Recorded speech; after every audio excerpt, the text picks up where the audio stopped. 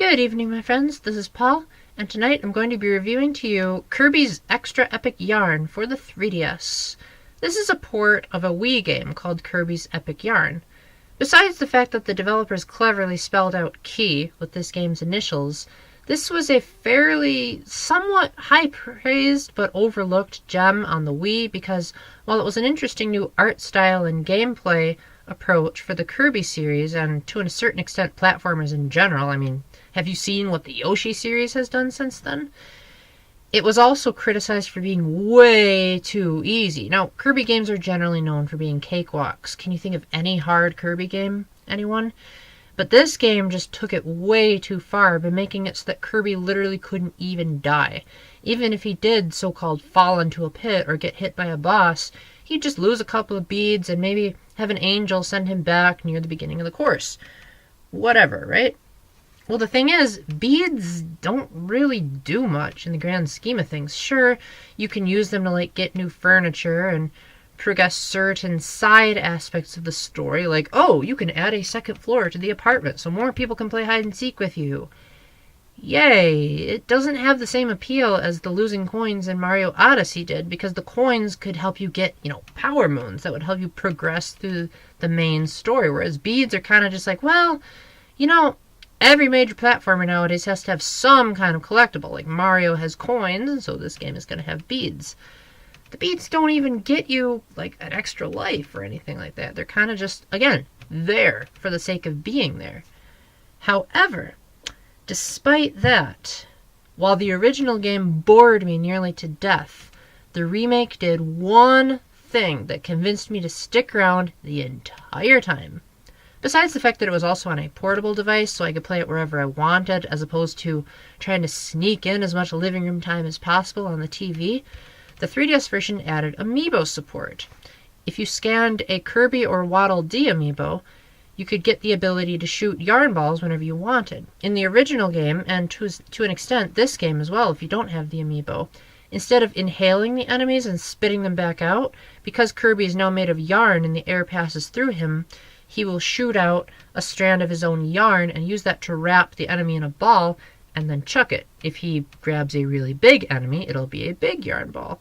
It's very similar to the egg tossing mechanics used in the Yoshi games, albeit you can only throw them in 4 directions instead of in multiple. And this opens up some very clever ways to get through the levels, as you can't over-rely on Kirby's infinite hop or copy abilities this time around.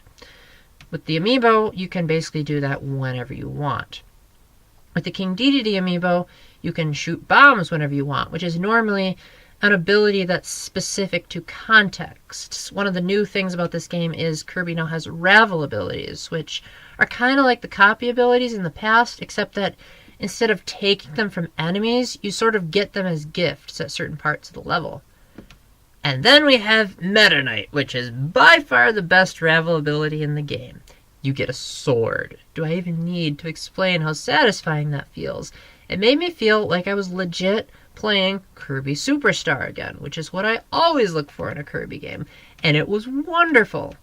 Whenever the game would force me to remove my Meta Knight costume because I got hit, I never felt like it was the game's fault because I was kind of playing on autopilot and I was like, well, I can't really die. And the game lets you scan as many Amiibos as you want, so I'll just get my Meta Knight costume back. So I would literally keep my Meta Knight Amiibo in my backpack with me when I would take this game out so that I could keep that sword.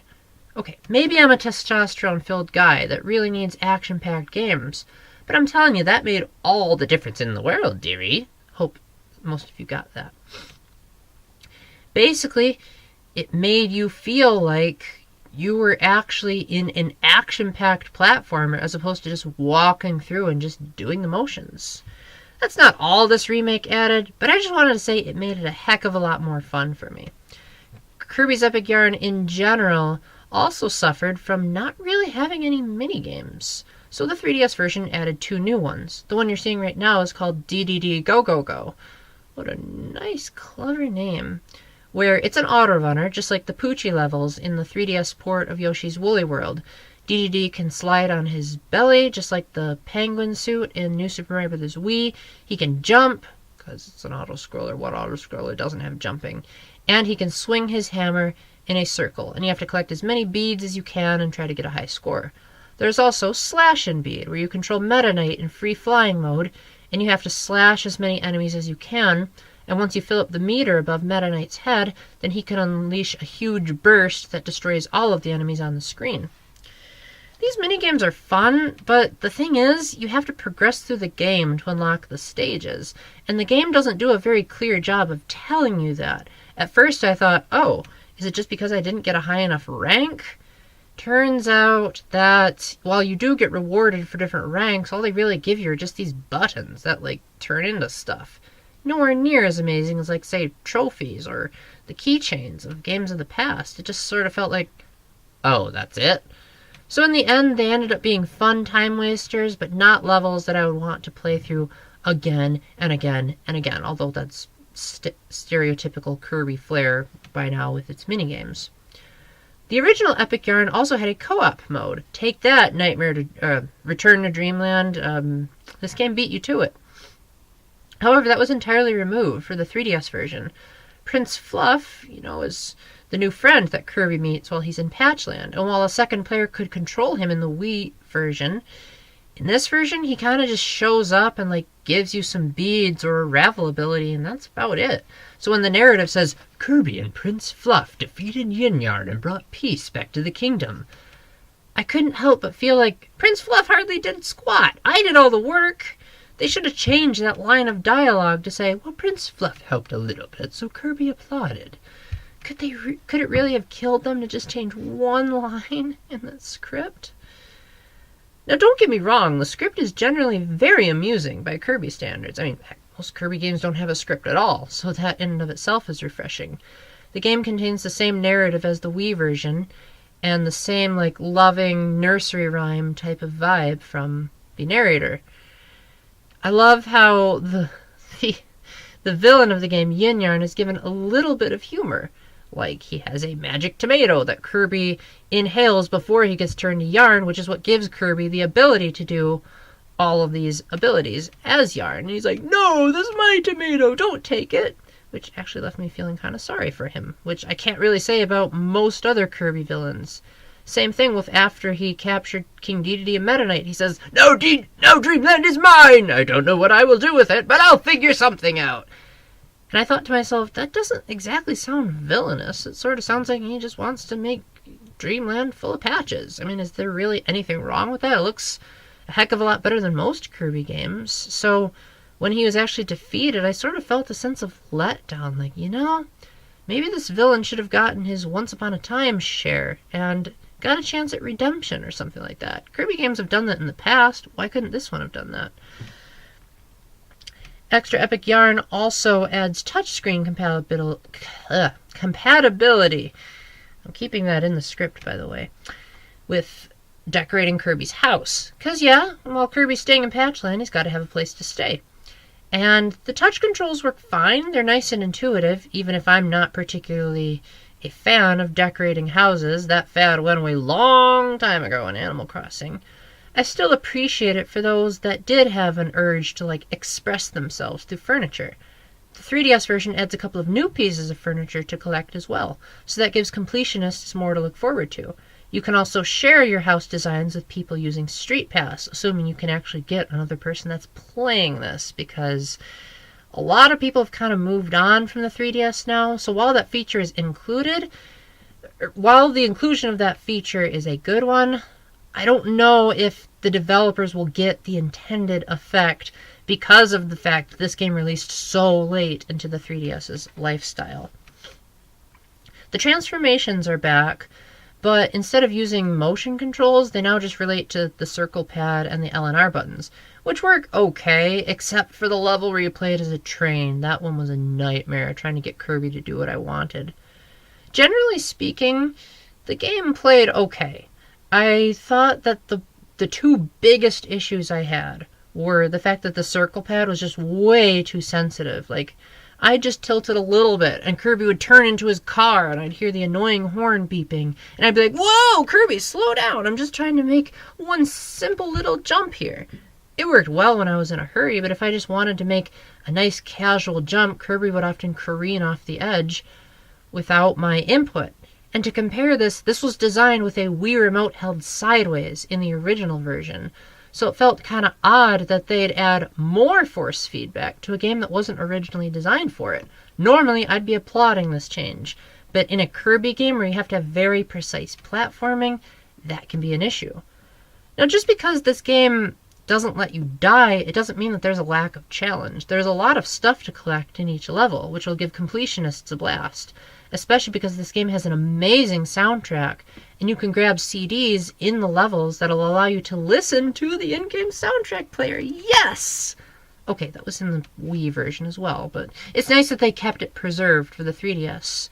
However, there's one song that they added that just really got on my nerves, and that's a nice segue into the biggest new mode that Extra Epic Yarn has to offer, and that's Nightmarish mode. You have the option before you start each level to play in either normal mode, which is basically how the Wii version handled, or Nightmare mode, where Kirby actually has a health bar. 5 hits, and he starts all the way at the beginning of the level.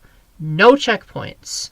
So I think that's the developers' way of saying, guys, if you're going to take a perfectly good game and criticize it just for being easy, then we're going to make our hard mode extra hard. You know, maybe that's where the extra came in, an Extra Epic Yarn, because people are trying to wonder, what exactly is the extra here?